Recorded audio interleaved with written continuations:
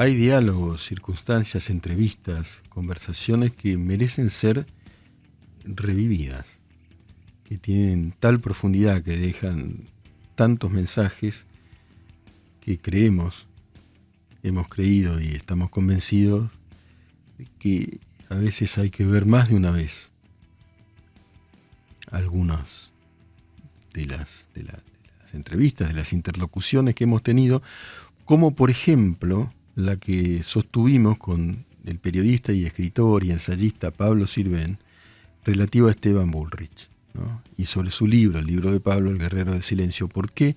Bueno, por obvias razones, ¿no? Porque Esteban Bullrich es alguien que está como está. Todo el mundo sabe cómo está paralizado, mueve los ojos, nada más. Y sin embargo continúa luchando y continúa con esperanza y persiste y deja un mensaje. Yo creo que ganamos reviviendo esa entrevista. Tenía muchas ganas yo mismo de volver a verla, a oírla, y entonces hemos decidido compartir también con ustedes esta revisión. A veces la segunda vez es la primera vez, porque uno advierte cosas que no advirtió a priori. Vale la pena. Pablo Sirven sobre Esteban Bullrich. Entiendo que estás conectado, Pablo Sirven, y si es así, Hola Miguel, gracias. sí. Bueno, ¿Cómo gracias. estás? Gracias, bien, bien. ¿Cómo estás vos? Bien. Muy bien, gracias a vos también No, por esta nota. no, bueno, a ver, vos escribiste Guerrero del Silencio, que es una apuesta muy interesante, y Esteban Bullrich, digamos, sigue luchando. ¿Cómo es él? ¿Qué es lo que viste? ¿Qué cosas contás en el libro que nos puedan ilustrar respecto de esa personalidad que, en medio de este drama, otros lo llamarían tragedia, digamos, continúa con esa fe y construyendo? ¿Qué es? ¿Qué tiene adentro, no? Más allá de su cuerpo. Mira, realmente para mí, yo soy el primero sorprendido de un libro que dudé mucho en escribir, porque me parecía que más allá de que hay que prestarle atención a esta enfermedad neurodegenerativa, ELA, esclerosis lateral amiotrófica, decía, bueno, falta algo más, falta un clic. Y ese clic me lo dio él frecuentándolo como por su resiliencia, por su inspiración. Y de hecho pensá, Miguel, que yo este libro lo publico a fines del año pasado y sigo enganchado con él porque sigue como sorprendiendo con las cosas que hace, ¿no? Sin ir más lejos, el lunes de la semana pasada, justo hace una semana, en San Nicolás de los Arroyos, firmó o presentó un acuerdo, ¿no? Un gran acuerdo nacional que él quiere hacer como para dejar atrás la grieta y llegar a unos puntos básicos con dirigentes de la política, de los gremios, de las cámaras empresariales. Y todo eso lo hace simplemente asistido por los iris de sus ojos. No hay otra cosa que funcione en el cuerpo de Esteban que eso. Apenas quizás a veces una semisonrisa. Todo lo demás está paralizado, ¿no? O sea, todo lo que depende de él, los movimientos voluntarios, no claudicaron, ¿no? O sea, están totalmente inactivos. Le escuchás su voz porque él tomó la previsión, antes de perder el habla, de digitalizar su voz. Entonces, todo lo que escribe con sus ojos, letra por letra, ¿no? Como hacía Stephen Hawking también, que justamente sufrió esta enfermedad. Y entonces, letra a letra, él va haciendo palabra por palabra, frase por frase, y después podés escuchar su voz, algo robotizada quizás. Sí. Entonces, claro, a mí me interpeló mucho como periodista, ¿no? Porque yo digo, bueno, yo al lado de él soy Superman entonces, porque tengo todo, ¿no? Y, ¿Y qué hacemos con esas potencialidades? Me parece que hacemos pocas cosas. ¿Para qué hablar de los colegas del propio Esteban, ¿no? O sea, digo, ¿qué hacen con sus bracitos, sus patitas, sus voces?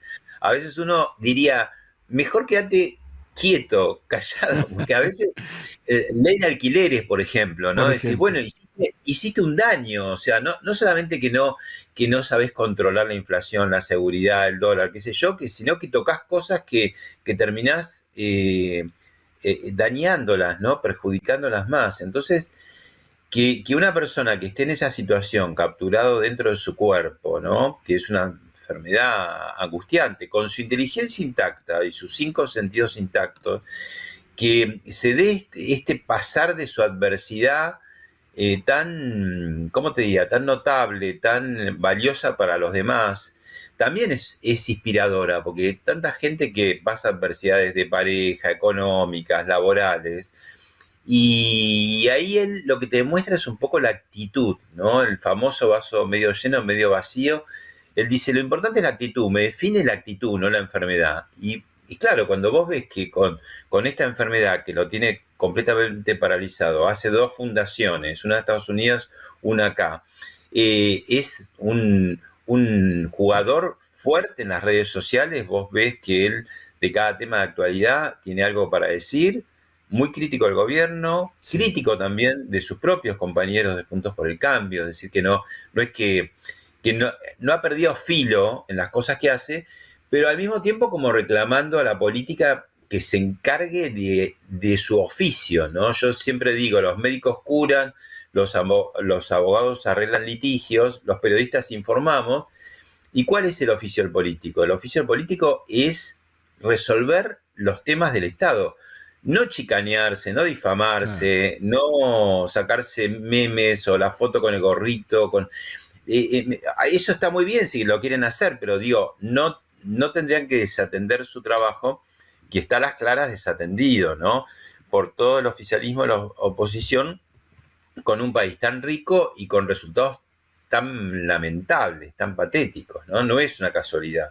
No, definitivamente. Vos sabés que, Pablo, yo miraba con, digamos, con enorme interés y un poco me angustiaba también y a la vez te da como esperanza ahí en San Nicolás la mirada, que efectivamente es como lo único que tiene una cierta dinámica física en él y manifestaba como una especie de alegría, como de un deber que va cumpliendo, ¿no? Ahora, ¿qué lo mueve? ¿Qué es esa profunda convicción religiosa? ¿Qué te decía a vos cuando, bueno, cuando hiciste el libro, ¿no? ¿Cuál es su fuerza? Yo creo que son varias cosas convergentes. Una, y seguro la principal, esa que vos decís de la fe, ¿no? Es un Sí. hombre de mucha fe. Su esposa, Uke Sequeiros, especialmente, te diría, y su familia, 5 chicos de 8 a 20 años, también con mucha fe, ¿no? Además, ellos atravesaron un episodio, porque justamente la hija mayor, cuando tenía 7 años, tuvo un cáncer muy virulento de ovario, con 7 quimioterapias que no respondía. Wow. Así que cuando le preguntás a Esteban qué fue lo peor, si la ELA es lo peor que le pasó en la vida, te dice que no. Lo peor que le pasó en la vida fue justamente esa situación. Todos los que somos padres y los que no son padres se pueden imaginar, Lo se te entendemos. abre la tierra, ¿no? Se te abre Sí, la sí. tierra. Y él me dio los diarios que hizo en esa época, porque no había todavía WhatsApp, y sus muchos amigos le pedían novedades y él no daba abasto respondiendo mail por mail. Entonces dijo, voy a hacer un mail para todos, y entonces es impresionante cuando lo lees como ese montaña rusa de emociones abismales, porque bueno, cuando había una mejora, pero muchos momentos de empeoramiento, de no poder salir adelante.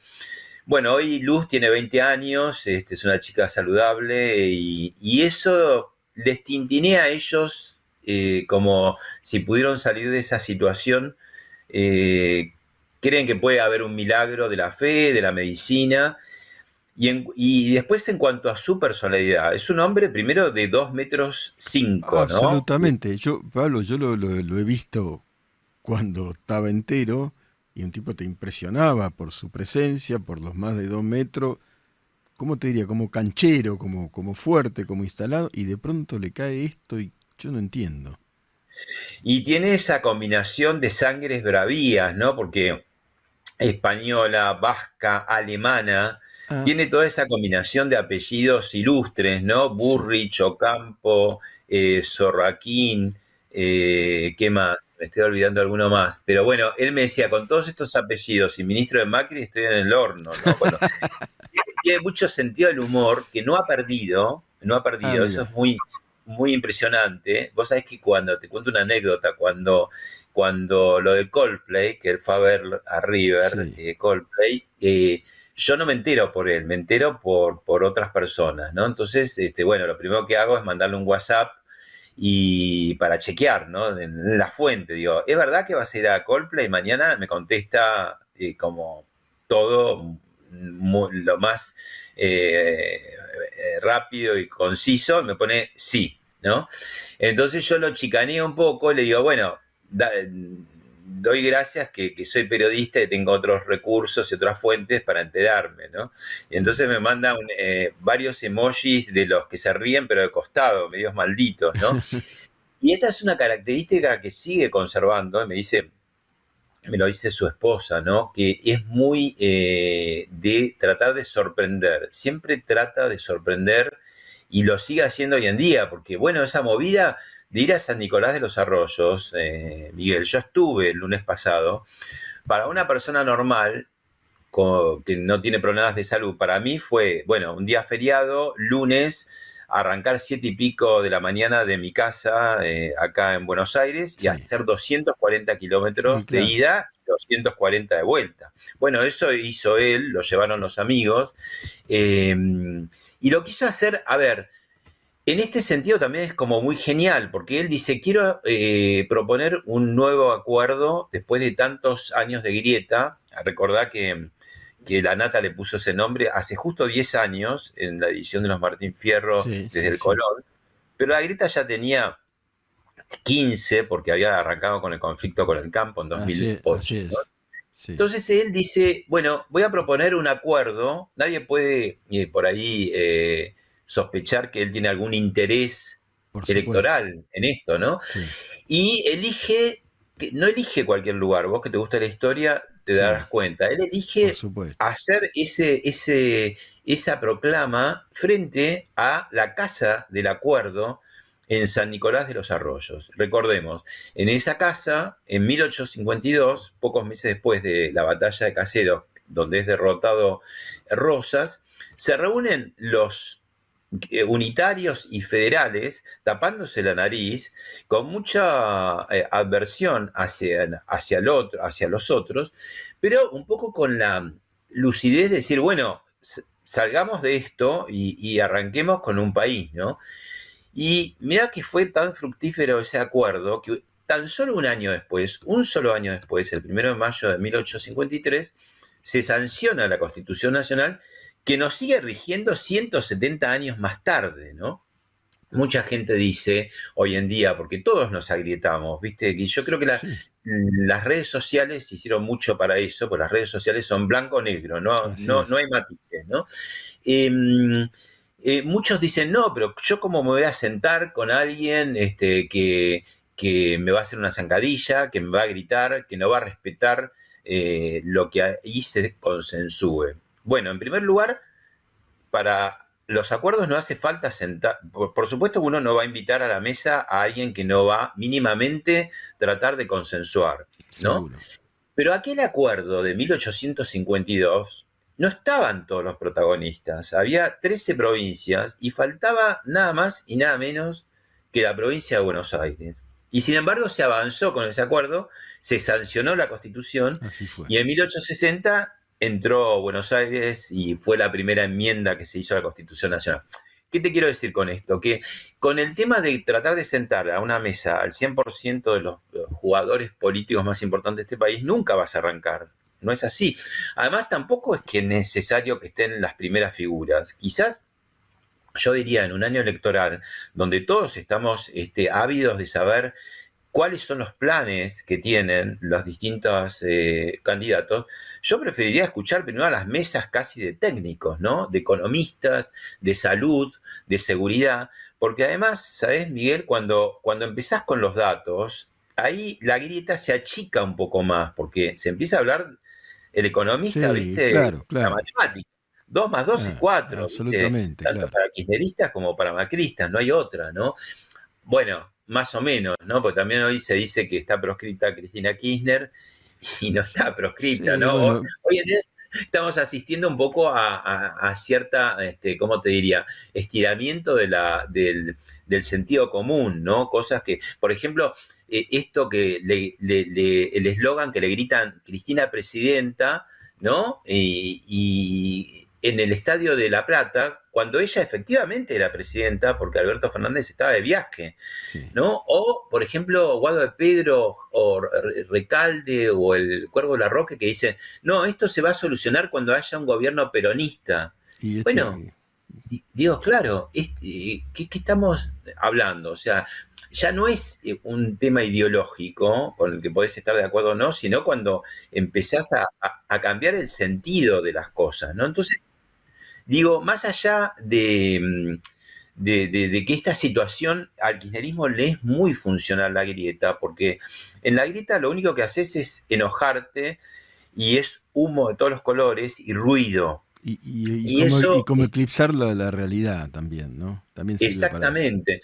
Y yo creo que estamos en un punto, para usar una metáfora, vos estás adentro de una casa que se está incendiando y estás con gente que no te llevas bien. Digo, ¿qué vas a hacer? ¿Vas a seguir discutiendo adentro de la casa o vas a decir, bueno, salgamos de acá? Bueno, y el que se quiera quedar, que se quede, ¿viste? Pero eh, yo creo que el enojo es un buen motor en distintos momentos, hasta en una pareja, en una Seguro, empresa, en un seguro. grupo de amigos.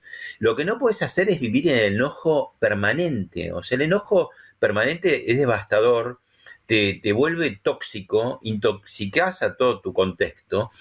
Y yo creo que, bueno, esto se ve claramente en la clase política, porque hoy en día la grieta es en todo, y ha hecho metástasis la grieta, Miguel, porque antes la Sí, grieta era de vereda a vereda. Estoy sí, agrietado con el de la vereda enfrente, pero ahora, hace tiempo, ya asistimos a la grieta en la misma vereda, ¿no? sí, No hace falta este gobierno, por ejemplo, tiene cantidad de grietas internas, ¿no? Bueno, empezando por el presidente y la y la vice. vicepresidenta y todas las líneas que hay, pero también suceden juntos por el cambio, ¿no? Yo digo, a mí me parece bien las discusiones y los contrastes y los matices, porque eso caracteriza una democracia, ¿no? No tenemos que pensar todos igual. No podríamos pensar todos igual y no es muy rico pensar todos igual. Nosotros, Miguel, que trabajamos en empresas grandes, a veces entramos en reuniones con una idea Por personal y la supuesto. defiende, y a veces sale de esa reunión convencido de una idea mejor de otros, o a veces tampoco salimos convencidos de Sí, que es una buena seguro. idea, ¿no? Pero es ese ejercicio constante del consenso. A veces pasa una cosa mágica, también te habrá pasado que hay dos o tres ideas buenas y en el conjunto se mejora muchísimo más. Definitivamente. Y, y bueno, estamos perdiendo todo eso, ¿no? Hace 15 años que Y no. la riqueza de degradar la polémica a confrontación vana, ¿no? Porque la polémica, efectivamente, como decís vos, este, puede producir una idea superadora inclusive, ¿no? Conjugando la diversidad. Por eso también... Exactamente. Y me parece que Esteban, en ese sentido, como es pura pensamiento, pura inteligencia, Eso, hay algo, sí. él piensa que hay que salirse de eso como se pueda, ¿no? Y al mismo tiempo, y ahí el libro, un poco de mi libro Guerrero del Silencio, sin querer se convierte en autoayuda, porque yo digo, claro, la mujer a veces me dice, Esteban me dice a veces, déjame porque estoy trabajando, está contestando WhatsApp, está escribiendo mail, está viendo videos, está leyendo los diarios, está recibiendo a dirigentes. Entonces, ¿él qué hace? Tiene una adversidad que es horrorosa porque está capturado dentro de su cuerpo, ¿no? Pero se da un mejor pasar de esa adversidad. Y esto se puede aplicar a cualquiera de nosotros, porque todo el mundo pasa por adversidades de distintos niveles, ¿no? Amorosos, económicos, laborales, psicológicos, ¿no? Nuestro peor enemigo a veces está adentro de nosotros mismos.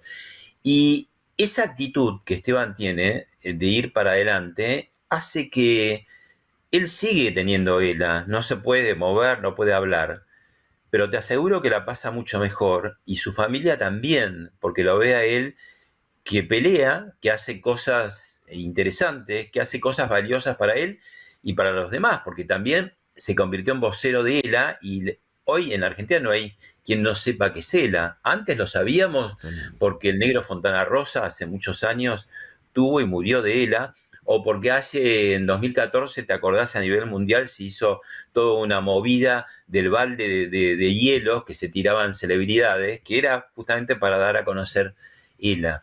Pero a partir de 2021, abril de 2021, cuando él hace público que tiene esta enfermedad, él se convirtió como en vocero, creó dos fundaciones, una en Estados Unidos, una en la Argentina. El mes que viene ya lo vas a ver moverse porque, mira qué paradoja, ¿no? Es decir, moverse parece políticamente incorrecto, pero es que él se mueve, se mueve. Y él dice muchas cosas sin poder expresarlas con su voz, ¿no? El mes que viene es el mes internacional de ELA. Hay un día internacional de ELA, pero creo que él lo convirtió en el mes internacional. El año pasado hubo movidas antes de los partidos de primera división. ¿Te acordás que hizo en el Movistar Arena? Llenó el Movistar Arena con Diego Torres, Carlitos Páez, Sí. uno de los sobrevivientes de la tragedia Milagro de los Andes. Él fue con toda su familia. Ayer fue al Superclásico, él es Sí, sí, de River lo vi completamente. y fue a la cancha. Y yo digo, tenés que Fue a la tener. cancha. Fue a la Te cuento cancha. algo, ¿Qué? Miguel, lo tuve que convencer muy en contra de mis propios intereses, porque yo ayer presenté mi libro en la Feria del Libro Sí, junto al doctor López Rossetti sí, sí, y, lo sé. y él me decía que quería ir a la presentación. Y le dije, Esteban, no podés ir a la rural, es un nudo de tránsito infernal. Esto es 2:30 de la tarde. El partido es 5:30 de la tarde con otro nudo de tránsito infernal en Núñez. Digo, anda por favor a ver el partido y ya habrá otra ocasión. Yo creo que la ocasión va a ser el próximo 26 de mayo, que es justamente su cumpleaños, 54 años, que Miguel Rodríguez Arias va a presentar un documental sobre Esteban en el Centro Ajá. Cultural San Martín. El Entonces digo, 26, ahora, en pocos días. en pocos días, le digo, prepárate para eso, pero ¿te das cuenta, Miguel? El tipo, digo, ni nosotros que estamos bien, te decís, uy, qué paliza irte a la Feria del Libro, después a River, ¿no? O a Y la cancha, Pablo. A mí me gusta el fútbol y no voy porque, viste, por es todo eso, cansador por el entrar, salir. tránsito, la hinchada, en fin. Pero Bueno, fue. y él fue, viste, obviamente es llevado, Sí, pero totalmente. y está con su traqueotomía, ¿no? Y tiene que estar un asistente de salud, por si acaso. Pero él cuando está bien está haciendo siempre cosas, ¿viste? Y bueno, eso es la verdad que es muy, muy asombroso y muy inspirador, ¿no? Es un ejemplo para todos nosotros. Pablo, la verdad es que gracias por haberte internado en un libro que yo entiendo que tiene dificultad, incluso diferente a otros, ¿no? Y a la vez, Total, sí. y a la vez Es el libro una, más movilizante para mí ha es el sido, más ¿viste? movilizante. Y es porque ya hace muchos meses que terminé de escribirlo y sigo un poco ligado a él, ¿no? Ahora el tema del acuerdo me parece que Es ahí también, tan importante lo del sí. acuerdo, ¿no? Y yo creo que al periodismo también permeamos, viste, en la grieta Sí, y está muy agrietado el periodismo y entonces digo, bueno, me larga un tema que para mí es muy sensible y me parece que es una buena causa, una cruzada, independientemente de la ideología, después cada cual que por vote lo que supuesto. quiera, viste. Pero el acuerdo me parece que tendría que ser un tema nacional, viste, con los que puedan salirse de la casa incendiada y empezar a reconstruir las bases para no tener otros 15 años, Miguel, de pelea constante y de Sí. gritos, porque si no fuera bárbaro dirías, bueno, qué país No, raro, no. ¿no? Se gritan, se dicen de todo, se insultan, pero van bárbaro. Pero no, no No, vamos no, bárbaro. es al revés. Y por ahí gente como Esteban o libros como el tuyo nos abren un camino. Pablo, el abrazo fuerte y afectivo de siempre y de tantos años. Un Gracias. abrazo enorme, Miguel. Gracias, Gracias. gracias. Chao. En este caso, el poema Sexo Cumpliendo del gran poeta dominicano Manuel del Cabral. Digitales delicias gobiernan superficies. El lecho cruje. Cruje de pueblo fabricado a besos, De pronto un sudor blanco roba el futuro en gotas y un sabor hay de mar que busca no ser agua, sabor de ropa derrotada a clima. A ternura de plumas prisioneras, a mañana que anda por su cuerpo, por su aluvión de tibia nieve a sueldo, censo precipitado, derretido, pequeña muerte desprendida viva, desprendida, invadiendo dominios de líquidas raíces, y a ocultos empujones por sus venas, nadadores extraños, materiales secretos que galopan, cruzándose de vida, un resbaloso mundo de minutos con siglos, un semental tumulto que anónimo prepara espacios dolorosos, números obligados a levantarse como héroes. Sin embargo, gomas hay, ataúdes, redes para mariscos terrenales, se coagulan sus ángeles sin puerta, cielo de caucho, eunuco los ahoga, mata sus puros empujones blancos, mata sus furias de humedad reunida, pero terca. Toda la zoología se le sube a su cuerpo, por sus manos elásticas como palabras, por el valiente oficio de pan que hay en los senos, anda un blando, anda un suave, anda un dulce silencio de leopardo. Y la materia tiembla, tiembla sobre boticas y birretes, sobre encuadernadores de siglos educados, y como un dios que entra apartando trigales enlutados, solo su clima sólido de súbito abre auroras profundas, vigiladas, para poder de pie cada año a la tierra. Quedé muy impactado tras hablar con Pablo. Yo a Pablo Sirven lo conozco hace muchísimo. Imagínense que lo conozco hace más tiempo que a mi hijo Nicolás. Lo conocí antes de que Nicolás naciera. Diversas redacciones aquí o allá. Pero me impactó, y conozco su obra y su talento, pero esta apuesta, porque es muy difícil hacer un libro sobre alguien que está en las condiciones en las que está Esteban Bullrich, que nos da tantas lecciones, ¿no? Yo le comentaba a Pablo, hay gente que lo conoció mucho más, yo lo conocí por alguna cuestión periodística, Esteban Bullrich, efectivamente, 2,5 metros, fuerte, yo le decía canchero en el buen sentido, ¿no? Tipo con un lenguaje de la calle y a la vez con altura y manejándose en todos los planos y haciendo cosas, y vos decís, bueno, te cae eso por la cabeza y te preguntás como Hamlet ser o no ser, ¿viste? Porque lo que se está preguntando Hamlet en ese monólogo que yo acabo de leer, de pie, como corresponde, cuando dice ser o no ser, es la pregunta que muchos siglos después, y perdón por ser tan crudo, se hace Albert Camus en El mito de Sísifo, que es, che, ¿por qué uno no se suicida, no? ¿Qué es lo que se pregunta Hamlet, no? Si por ahí después se trata todo de un sueño, ¿por qué no terminar con esto? Yo creo que Esteban Bullrich da una respuesta, ¿no? A seguir porque uno no se pertenece a sí mismo. Este es el tema. Fíjense que él está completamente encerrado dentro de su propio cuerpo. Solo mueve un poco el iris de sus ojos. Pero se pertenece a los demás. Por eso dice, bueno, voy a San Nicolás, que no es un tema muy importante, ¿no? Ahí se funda un país.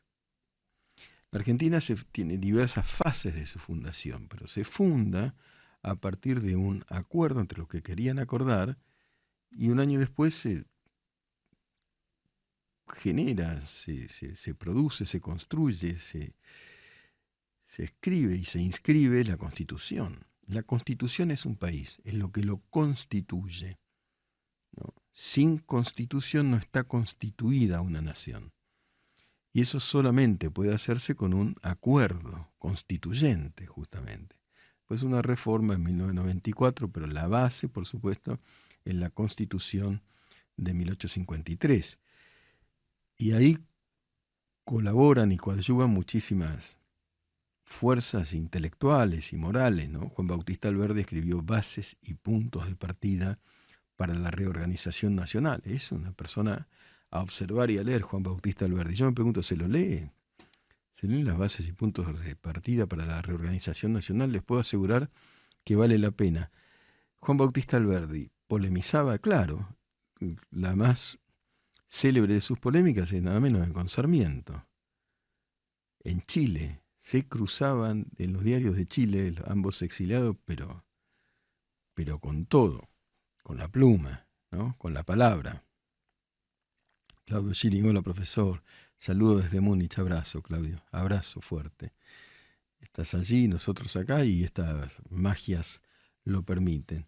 Fati Benz pregunta si tuve el placer de conocer y o dialogar con José Larralde. No, pero escuché Herencia para un hijo gaucho 1.000.000 de veces. Creo que si lo escucho, cada párrafo subsiguiente lo sabría anticipar de tantas veces que lo escuché cuando era joven, cuando yo era joven.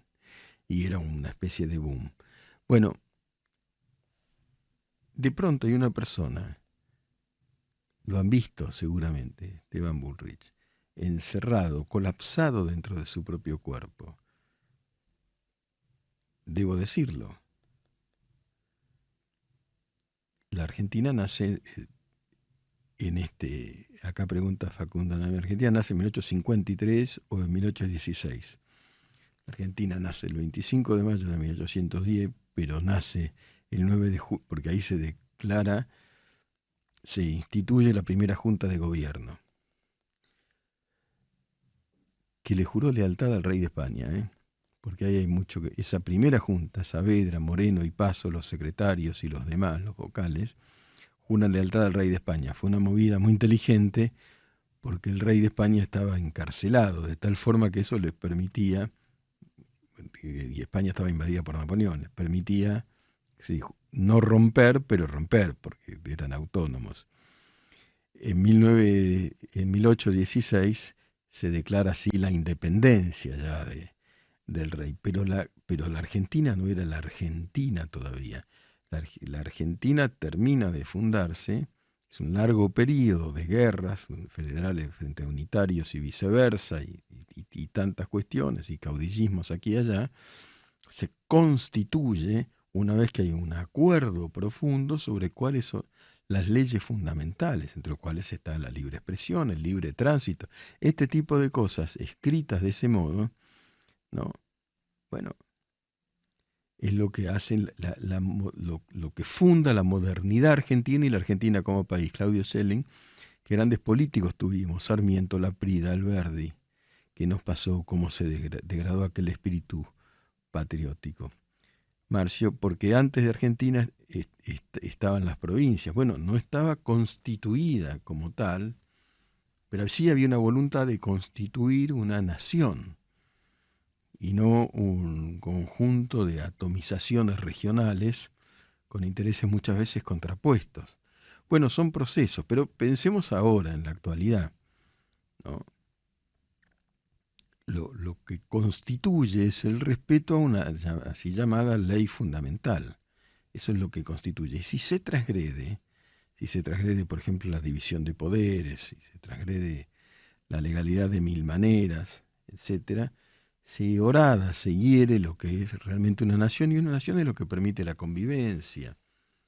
Es justamente el respeto a esa ley fundamental y a partir de allí de todas las leyes. Ahora, si tu vocación es transgredir, ¿no? Romper,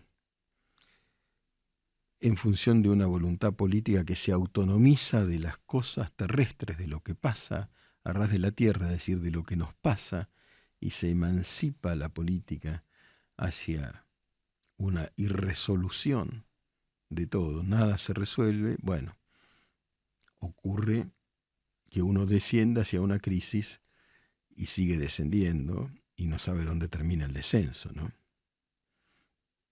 Claro, como dice Marcio Cayano, cada sector utiliza lo que le conviene a su favor, ¿no? Claro, no.